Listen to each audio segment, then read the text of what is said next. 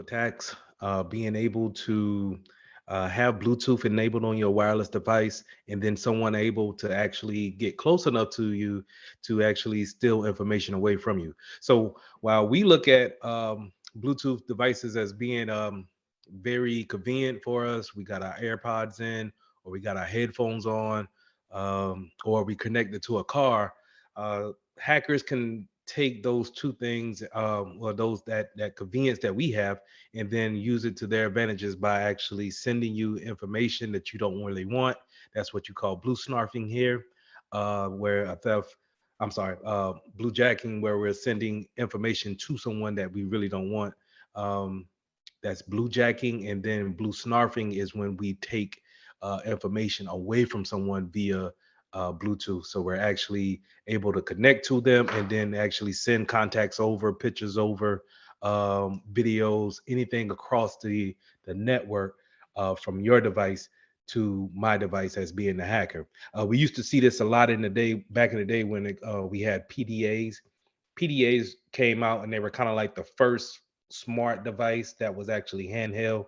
So it was as big as your iPhone, but it was supposed to be more smarter than your normal Nokia phone at the time.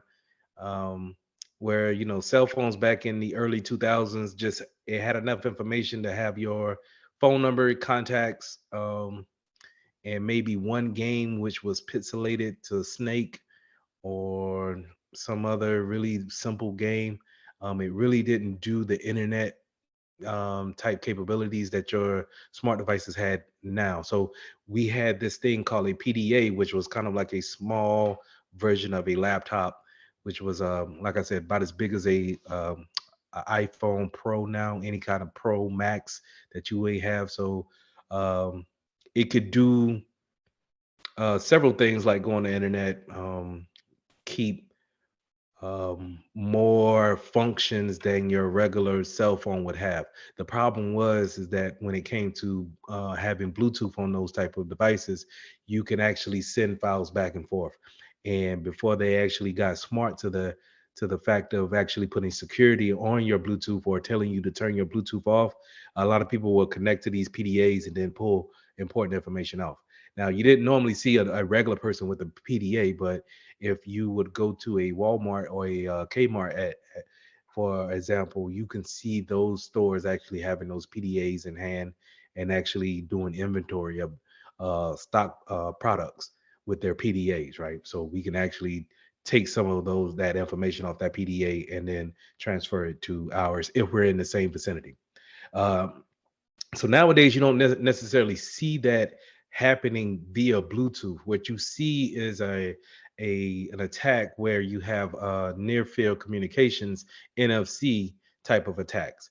And I don't know if you guys have seen the commercials where they want you to buy this type of metal that goes into your wallet, and that causes a friction in the radio waves between um, your credit cards that actually use NFC technology in order for you to tap to pay, or your phone that actually, whenever you don't have your debit card on you, you can tap your smartwatch, or you can tap your phone to the actual swiper, and then it actually transfers your bank account information via the radio waves. Well, a hacker can come and sit beside you in the let's say a park, right? Let's say if they at Dillon Park and they sit beside you on the bench, and then while they're on their phone, they can actually transfer that information off of your wallet from your cards onto their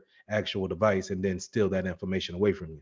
So while NFC is cool and it's more convenient, again, um, hackers are not necessarily looking for a conveniency, but they're looking for the convenience in actually taking advantage of you. So I don't know if you guys seen those type of commercials where you can buy those type of metal protectors to protect or kind of disrupt those radio waves that allow you to transfer data back and forth. But what they're doing is disrupting the NFC fields in order for you to tap to pay, right? So just keep those things in mind. Do you really need it? Um, It's convenient. I'm not gonna lie. It is convenient to not really if you got your hands filled and you just need to tap your watch real quick. I think that's nice to have, but just keep in mind that if you're not using that technology, don't open yourself to an attacker actually getting connected um, to you and actually stealing some information off you. Next, we got Wi-Fi protected setup, which is